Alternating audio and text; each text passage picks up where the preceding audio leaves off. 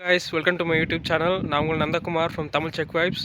நீங்கள் பார்த்தீங்கன்னா நல்ல ஒரு வெயில் அடிச்சிட்டு இருக்கு. பட் இது வந்து வெயில் இல்லை, ஆக்சுவலாக வந்து வெளிச்சம் அப்படி தான் சொல்லணும். ஏன்னா வந்து என்ன தான் வெயில் பொழந்து கட்டினாலும் டெம்பரேச்சர் வந்து பார்த்திங்கன்னா வந்து 1 டிகிரி செல்சியஸு. ஸோ நான் உங்களுக்கு இங்கே பாருங்கள், கீழே காட்டுறேன். ஐஸ்லாம் அப்படின்னு உருகாமல் தான் இருக்குது. ஏன்னா வந்து ஒரு 1 வீக் பிஃபோர் வந்து பனி பெஞ்சுது. அந்த ஐஸ் இன்னும் பட் டெய்லி வெயில் அடிச்சு தான் இருக்குது. பட் இந்த ஐஸ் இன்னும் உருகாமே இருக்குது. பேசிக்காக பார்த்தீங்கன்னா வெயில் இல்லை, வெளிச்சம். என்னடா காருக்குள்ளே வந்துட்டானே அப்படின்ட்டு பார்க்குறீங்களா? ஒன்றும் இல்லை, என்ன தான் வெயில் பொழந்து கட்டினாலும் டெம்பரேச்சர் வந்து 1 டிகிரி இருக்கிறதுனால ப்ளஸ் காற்றும் அடிச்சிட்ருக்கு.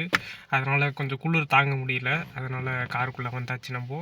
ஸோ நம்ம வந்து இன்றைக்கி என்ன பார்க்க போகிறோம் அப்படின்னா வந்து உங்களுக்கு வந்து வேலை போனாலும் காசு கொடுப்பாங்களா மாதம் மாதம், அந்த வேலை இல்லாமல் எவ்வளோ நாள் இருக்கலாம், குழந்த பிறந்தா காசு தருவாங்களா, எவ்வளோ தருவாங்க, அண்டு இந்த சோஷியல் செக்யூரிட்டி விஷயம்லாம் வந்து செக் ரிப்பப்ளிக்கில் வந்து எப்படி ஒர்க் ஆகுது அப்படின்றத நம்ம தெரிஞ்சுப்போம். சோஷியல் செக்யூரிட்டி அப்படின்னா என்னென்னு பார்த்தீங்கன்னா வந்து for example any life situations இருக்கட்டும். ஃபார் எக்ஸாம்பிள் வேலை இல்லாமல் போகிறதோ, உங்களுக்கு குழந்த பிறக்கிறது, அதுக்கான சப்போர்ட்டு, அண்ட் வந்து உங்களோட வீட்டு வாடகை ரொம்ப அதிகமாக இருக்குது, ஸோ அதுக்கான ஹவுசிங் சப்போர்ட்டு, இந்த மாதிரி உங்களை ஒரு சோஷியல் ரிலேட்டட் என்னென்ன உங்களுக்கு சப்போர்ட் வேணுமோ அதுக்கான ஒரு இன்சூரன்ஸுன்ட்டு சொல்லலாம். அதை தான் வந்து சோஷியல் செக்யூரிட்டின்ட்டு இங்கே வந்து சொல்லுவாங்க. பேசிக்காக ஒரு கண்ட்ரியில் வந்து நம்ம என்ன பண்ணுவோம், எதர் பிஸ்னஸ் பண்ணுவோம், அப்படி இல்லைனா வேலைக்கு போவோம். ஸோ இது எதர் ஆஃப் த 2 ஆப்ஷன்ஸ் தான் வந்து மெயின்லி பண்ணுவோம்.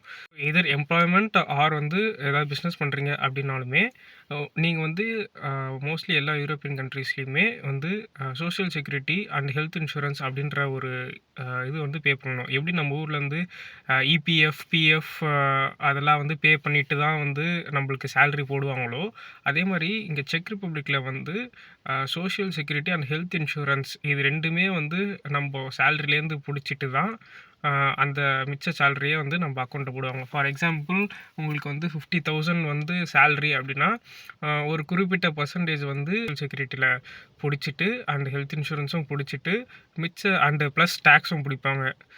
இது எல்லாமே பிடிச்சதுக்கு அப்புறம் தான் வந்து உங்களோட சேலரி வந்து போடுவாங்க. சோஷியல் செக்யூரிட்டிக்கு வந்து நம்ம மட்டுமே பே பண்ணணுமா மாதம் அப்படின்னு கேட்டிங்கன்னா இல்லை. ஆக்சுவலாக பார்த்தீங்கன்னா நம்மளோட எம்ப்ளாயர், அதாவது வேலை கொடுக்குறவங்க அண்ட் நம்ம வேலை செய்கிறவங்க 2 பேருமே சேர்ந்து தான் இந்த சோஷியல் செக்யூரிட்டி அப்படின்ற அந்த அமௌண்ட்டுக்கு வந்து கான்ட்ரிபியூட் பண்ணுவோம். ஃபார் எக்ஸாம்பிள் ரூ. 100 வந்து அந்த சோஷியல் செக்யூரிட்டிக்கு வந்து கட்டணும் அப்படின்னா வந்து நியர்லி 65-70% வந்து எம்ப்ளாயரும், 30-35% வந்து எம்ப்ளாயியும் பே பண்ணுவாங்க. இது வந்து ஒரு ஃபிக்ஸ்டு அமௌண்ட்டாக, ஃபார் எக்ஸாம்பிள் ரூ. 100 தானா இந்த பேசிக் பேக்கு அப்படின்னு கேட்டிங்கன்னா அதுவும் இல்லை. உங்களோட சேலரி எவ்வளோ இன்க்ரீஸ் ஆகுதோ அதுக்கு தகுந்த மாதிரி உங்களோட சோஷியல் செக்யூரிட்டி அண்ட் ஹெல்த் இன்சூரன்ஸுமே வந்து இன்க்ரீஸ் ஆகும். சோஷியல் செக்யூரிட்டி யூட்டிலைஸ் பண்ணிக்க என்ன க்ரைட்டீரியா அப்படின்னு பார்த்தீங்கன்னா வந்து நம்ம பாஸ்ட் 12 மந்த்ஸ் வந்து இங்கே சோஷியல் செக்யூரிட்டி வந்து பே பண்ணியிருக்கணும். Either by employment or self employed. So வந்து நம்ம பே பண்ணியிருக்கணும். ஃபார் எக்ஸாம்பிள் உங்களுக்கு இந்த மார்ச் மாதம் வந்து வேலை போகுது அப்படின்னா நீங்கள் 2024 ஃபெப் டு 2025 ஃபெப் வந்து இந்த சோஷியல் செக்யூரிட்டி பே பண்ணியிருந்தீங்கன்னா உங்களுக்கு மார்ச் மாதம் வேலை போகும்போது உராத் பிராட்சை அப்படின்ட்டு இங்கே ஒரு எம்ப்ளாய்மெண்ட் ஆஃபீஸ் இருக்குது. அங்கே போயிட்டு நீங்கள் இந்த மாதிரி வேலை போயிடுச்சு அப்படின்ட்டு சொன்னீங்கன்னா அவங்க வந்து உங்களோட கேஸை ஸ்டடி பண்ணிவிட்டு ஓகே இவருக்கு வந்து இந்த ரீசன்னால் வேலை போயிருக்கு அப்படின்னு சொல்லிட்டு சப்போர்ட் வந்துட்டு அப்ரூவ் பண்ணுவாங்க. வந்து எவ்வளோ அமௌண்ட் வந்து அப்ரூவ் பண்ணுவாங்க அப்படின்ட்டு கேட்டிங்கன்னா வந்து it depends upon each situation. Usually வந்து நீங்கள் ஃபார் எக்ஸாம்பிள் 1,00,000 சேலரி வாங்குறீங்கன்னா அந்த 1,00,000லேருந்து 45-60% உண்டான அமௌண்ட் வந்து அப்ரூவ் பண்ணாங்க. ஸோ வந்து 1,00,000 வந்து நீங்கள் சேலரி அப்படின்னா வந்து ஸோ நான் சொன்ன மாதிரி 45,000-60,000னா அப்போது 60,000 க்ரௌன்ஸ் வந்து கொடுத்துருவாங்களா மாதம் அப்படின்னா அதுதான் இல்லை. Maximum amount which we can get from the social security office is 45,000. Even நீங்கள் 2,00,000 சம்பாதிச்சிருந்தாலும் 45%னா 90,000லாம் கொடுக்க மாட்டாங்க. 45% to the maximum amount of 45,000 check rounds. So அதுதான் வந்து மேக்ஸிமம் கொடுப்பாங்க. ஸோ வந்து நம்ம எவ்வளோ மாதம் சம்பாதிச்சாலும் அதுக்கான 45%ன்றது இல்லை. அதுக்கு ஒரு கேப் இருக்குது. வந்து எவ்வளோ மாதம் தருவாங்கன்றதும் வந்து அந்த நான் சொன்ன டிசிஷன் பேப்பர் வந்து 30 டேஸ்க்குள்ளே தருவாங்கன்னு சொன்னேன் இல்லையா? ஸோ அந்த அந்த எம்ப்ளாய்மெண்ட் ஆஃபீஸ்லேயே வந்து அந்த டிசிஷன்லேயே வந்து உங்களுக்கு இத்தனை மாதம் தருவோன்றது போட்டிருப்பாங்க. Which depends upon each type of visa and resident permit.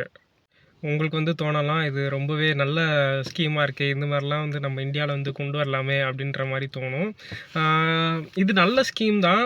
But இந்த சோஷியல் செக்யூரிட்டி வந்து மெயினா வந்து யாருக்கு வந்து நம்ம இது கான்ட்ரிபியூட் பண்றோம் அப்டின்னா வந்து, பென்ஷன் வாங்குறாங்கல்ல, ஸோ ஓல்ட் ஏஜ் பீப்பிள் அவங்களுக்காக தான் இந்த மெயின் கான்ட்ரிபியூஷன். ஸோ நான் சொன்ன மாரி இது வந்து நம்ம சேலரிலேருந்து வாங்கி தான் நம்பளுக்கே நம்ம வேலை இல்லாதபோது தராங்க. ஸோ பேசிக்கா வந்து நம்ப ஒரு கான்ட்ரிபியூஷன் அதில போடுறோம். அண்ட் வந்து எம்ப்ளாயர் வந்து ஒரு கொஞ்சம் கான்ட்ரிபியூஷன் போடுறாங்க. இது அப்படியே சேர்ந்துக்கிட்டே வரும்போது, நம்பளுக்கு எப்போ வேலை இல்லையோ, இன்சூரன்ஸ் மாரி தான்னு வச்சுக்கோங்களேன். ஸோ வந்து அப்போ வந்து நம்மளுக்கு இந்த அமௌண்ட்டு வந்து தராங்க. ஸோ நம்ப வந்து யாருமே வந்து வேணும்ன்ட்டு வந்து வேலைய விட போறதில்ல. ஸோ பேசிக்கா வந்து இது வந்து நம்பளோட அமௌண்ட்ட எடுத்து நம்பளுக்கே திருப்பி குடுக்குற மாரி தான் நான் சொல்லுவேன்.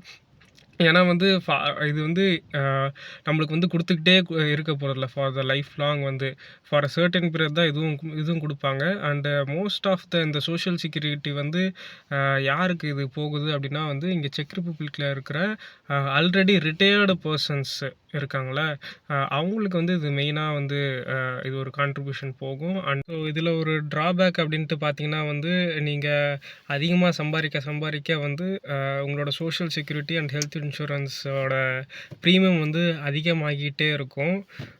நான் சொன்ன மாரி ஃபார் எக்ஸாம்பிள் நீங்க 1,00,000 வந்து சம்பாதிக்கிறீங்க அப்டின்னா வந்து 15% வந்து இன்கம் டேக்ஸ் போயிடும் பேசிக்கா.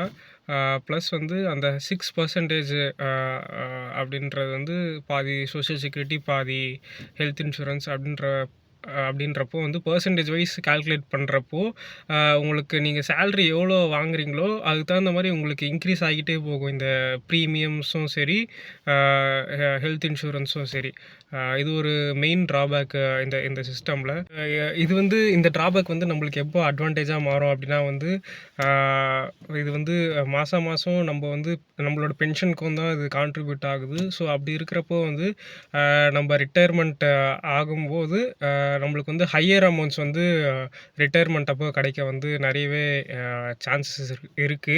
நான் ஏன் சான்சஸ் இருக்கு அப்படின்ட்டு சொல்றேன்னா வந்து, ரிட்டயர்மெண்ட் ஏஜ்ன்றது வந்து இயர் பை இயர் வந்து இன்க்ரீஸ் ஆகிக்கிட்டே போகுது. ஃபார் எக்ஸாம்பிள் எவ்ரி 5 இயர்ஸ் வந்து இயர் பை இயர் இன்க்ரீஸ் பண்ணிட்டே போறாங்க. ஃபார் எக்ஸாம்பிள் 65 இருந்தது, அடுத்து 66 ஆக்குனாங்க, அடுத்து 67 ஆக்குனாங்க. ஸோ அது மாரி லைக் எவ்ரி ஃபியூ இயர்ஸ் வந்து ரிட்டயர்மெண்ட் ஏஜ் வந்து இன்க்ரீஸ் ஆகிட்டே போகுது. ஸோ அப்படின்றப்போ வந்து நம்ப எப்போ ரிட்டயர் ஆவோம், அப்போ வந்து இந்த அமௌண்ட் வரும்ன்றது வந்து இது வந்து ஹைப்போதெட்டிக்கல் லூப் மாரி தான் இது. இந்த ரிட்டயர்மெண்ட் பென்ஷன் வாங்கணும்னாலுமே செக் ரிப்பப்ளிக்ல நீங்க 35 இயர்ஸ் கிட்ட வந்து நீங்க எய்தர் ஒர்க் பண்ணியிருக்கணும் ஆர் இந்த சோஷியல் செக்யூரிட்டி கட்டியிருக்கணும். அப்பதான் வந்து நீங்க இந்த பென்ஷனுக்கு எலிஜிபிள் ஆவீங்க டூ அப்ளை அப்படின்றதுனால தான் நான் இந்த மாரி ஸ்டேட்மெண்ட் சொன்னேன். இல்லை ஒரு ஹைப்போதெட்டிக்கல் லூப் மாரின்ட்டு. ஸோ இந்த வீடியோவை நீங்கள் இந்தியாவிலேருந்தோ இல்லை யூரோப் எந்த கண்ட்ரிலேருந்தோ பார்த்துட்ருக்கீங்க அப்படின்னா வந்து நீங்கள் சொல்லுங்கள், இந்த மாதிரி ஒரு சோஷியல் செக்யூரிட்டின்றது வந்து அவசியமா? இல்லாட்டி உங்களுக்கு என்ன தோணுது? நம்ம ஊர்லேயுமே நம்ம இந்தியாவிலுமே இந்த மாதிரி இருந்தால் வந்து நல்லாயிருக்கும்னு உங்களுக்கு தோணுதா? இல்லை வந்து இது வந்து தேவையில்லாத வேலைன்னு தோணுதா? உங்களுக்கு என்ன தோணுதுன்றதை கமெண்ட் செக்ஷனில் சொல்லுங்கள். நான் உங்களுக்கு படிச்சுட்டு நம்ம டிஸ்கஸ் பண்ணுவோம். அடுத்த வீடியோவில் நான் உங்களை மீண்டும் சந்திக்கிறேன். அதுவரை see you. Bye bye. Take care.